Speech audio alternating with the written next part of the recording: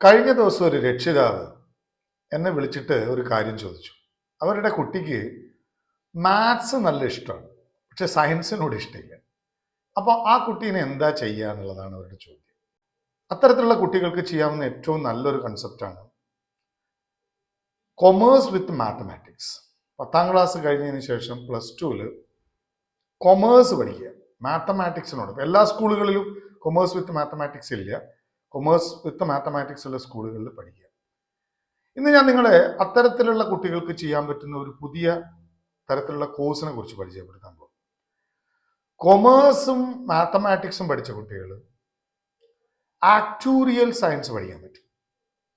Commerce തന്നെ പഠിക്കണമെന്നില്ല കേട്ടോ, മാത്തമാറ്റിക്സും ഇംഗ്ലീഷും ആണ് അവർക്ക് ഉണ്ടാവേണ്ടത്. +2 പഠനത്തിൽ മാത്തമാറ്റിക്സ് 10+2 പാറ്റേണിൽ 10ാം ക്ലാസ്സും 12ാം ക്ലാസ്സും മാത്തമാറ്റിക്സും ഇംഗ്ലീഷും പഠിക്കുന്ന കുട്ടികൾക്ക് UG ലെവലിലും പിന്നീട് PG ലെവലിലും പഠിക്കാൻ പറ്റുന്ന ഒരു ബ്രാഞ്ചാണ് ആക്ടൂറിയൽ സയൻസ്. അമേരിക്കയിലെ ഏറ്റവും ജോലി സാധ്യതയുള്ള ഒരു ബ്രാഞ്ചാണ്. ഭാവിയിലെ ജോലികളിൽ ഏറ്റവും സാധ്യതയുള്ള ജോലികളിൽ ഒന്നായിട്ടാണ് ആക്ടൂറിയൽ സയൻസ് അറിയപ്പെടുന്നത്. അപ്പം ഞാൻ പറഞ്ഞു എന്നല്ലാണ്ട് എന്താണ് ആക്ടൂറിയൽ സയൻസ് എന്ന് പറഞ്ഞിട്ടില്ല. ആക്ടൂറിയൽ സയൻസ് സത്യത്തിൽ economics, commerce, computer science, maths, statistics, accounting, ഇതിൻ്റെ എല്ലാം കൂടെ ചേർന്നുള്ള ഒരു രൂപമാണ്. ഇതെല്ലാം കൂടി ചേർന്ന്, ഉദാഹരണത്തിന് ഇപ്പൊ നമുക്കറിയാം ഷെയർ മാർക്കറ്റ് അല്ലെ, ഷെയർ മാർക്കറ്റിൽ ആളുകൾ പണം നിക്ഷേപിക്കുന്നുണ്ട്. അപ്പൊ ഏത് തരത്തിലുള്ള ഇൻവെസ്റ്റ്മെന്റ് ആയിരിക്കും ഏറ്റവും നന്നാവുക എന്നെങ്ങനെയാ മനസ്സിലാക്കുക? അതിനെക്കുറിച്ച് പഠിച്ച് അതിന്റെ അനാലിസിസ് എടുത്ത് സ്റ്റാറ്റിസ്റ്റിക്സ് മനസ്സിലാക്കി, അങ്ങനെയല്ലേ. ഇനി ഒരു ഇൻഷുറൻസ് കമ്പനിയിലുള്ള അവരുടെ പ്രോഡക്റ്റ് അവർ ആളുകളിലേക്ക് എത്തിക്കണം. അപ്പൊ ഏത് തരത്തിലുള്ള ഇൻഷുറൻസിനായിരിക്കും ജനങ്ങളെ ഏറ്റവും കൂടുതൽ അട്രാക്ട് ചെയ്യാൻ കഴിയുക എന്നുള്ളത് പഠിക്കാൻ കുറച്ച് ആൾക്കാർ വേണം. ഇനി മാറിക്കൊണ്ടിരിക്കുന്ന രാജ്യത്തിന്റെ സാമ്പത്തിക സ്ഥിതി, എക്കണോമിക്സ്, ഈ സാമ്പത്തിക സ്ഥിതിയിൽ മുന്നോട്ട് കച്ചവടത്തെ എങ്ങനെ കൊണ്ടുപോകണം എന്ന് പഠിക്കണം, അല്ലെ. എന്നുവെച്ചാൽ ഫോർകാസ്റ്റ് ചെയ്യുക, ഭാവിയിൽ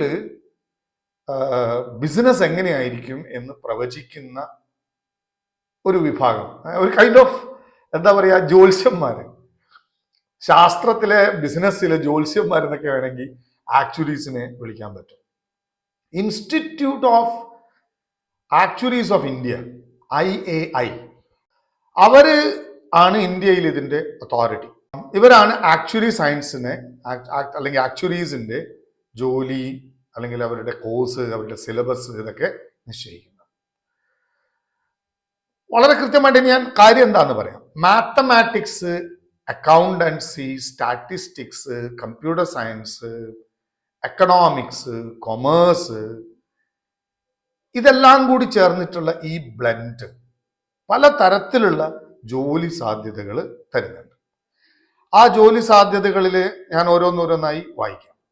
ഒന്നാമത്തത് ബഡ്ജറ്റ് അനാലിസിസ്. ബഡ്ജറ്റ് അനാലിസിസ് എന്ന് പറഞ്ഞാൽ ഒരു കമ്പനിയുടെ ബഡ്ജറ്റ് എവിടെയൊക്കെ കട്ട് ഷോർട്ട് ചെയ്യാൻ പറ്റും, അതല്ലെങ്കിൽ ഈ ബഡ്ജറ്റ് വെച്ച് എങ്ങനെ ഏറ്റവും ലാഭകരമായിട്ട് പ്രോജക്റ്റ് എക്സിക്യൂട്ട് ചെയ്യാൻ പറ്റും, എവിടെയൊക്കെ ബഡ്ജറ്റിന് മോണിറ്ററിങ് ആവശ്യമുണ്ട് എന്നൊക്കെ മനസ്സിലാക്കുന്ന ജോലിയാണ് ബഡ്ജറ്റ് അനാലിസിസ്റ്റിൻ്റെത്.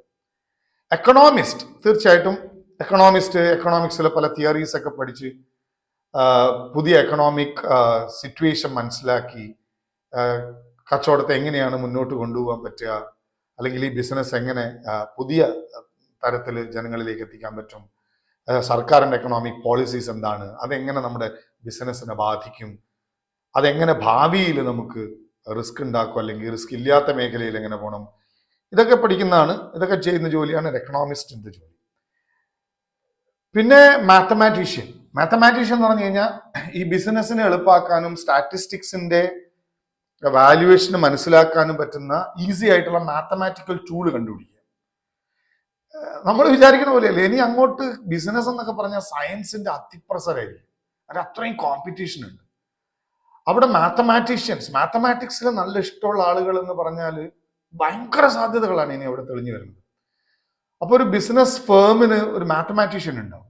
അവരുടെ ഡാറ്റനെ അനലൈസ് ചെയ്യാനും ആ അനലൈസ് ചെയ്ത ഡാറ്റനെ ഉപയോഗിച്ച് കൂടുതൽ ആളുകളിലേക്ക് റീച്ച് ചെയ്യാനുള്ള മാത്തമാറ്റിക്കൽ ടൂള് കണ്ടുപിടിക്കാനും ഒക്കെ. പിന്നെ കോസ്റ്റ് എസ്റ്റിമേറ്റർ എന്ന് പറഞ്ഞു, എന്ന് വെച്ചാൽ നമ്മൾ ഒരു ചെയ്യുന്ന ജോലികളിൽ എങ്ങനെ കോസ്റ്റിനെ നമുക്ക് നേരത്തെ പ്രെഡിക്റ്റ് ചെയ്യാൻ പറ്റും, അതിന് കോസ്റ്റിനെ എങ്ങനെ മാക്സിമം കട്ട് ചെയ്യാൻ പറ്റും, ആ കോസ്റ്റിനെ തന്നെ മാക്സിമം എഫക്റ്റീവ് ആക്കാൻ എങ്ങനെ പറ്റും എന്നൊക്കെ പറയുന്ന വിഭാഗം ഡിപ്പാർട്ട്മെന്റ് ഉണ്ടാവും. പിന്നെ സ്വാഭാവികമായിട്ടും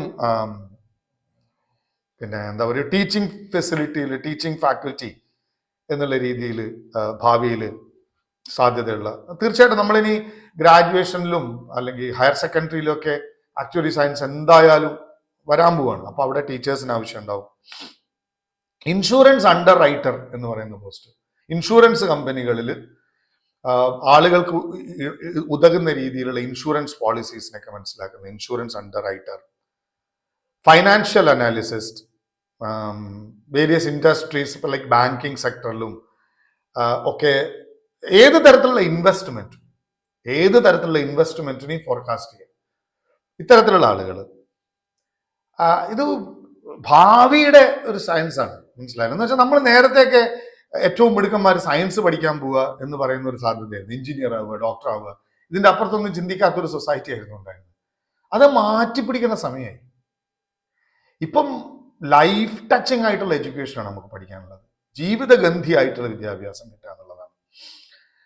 ഇനി ഞാൻ ഇതിന്റെ പരീക്ഷകളെ കുറിച്ച് പറയാം.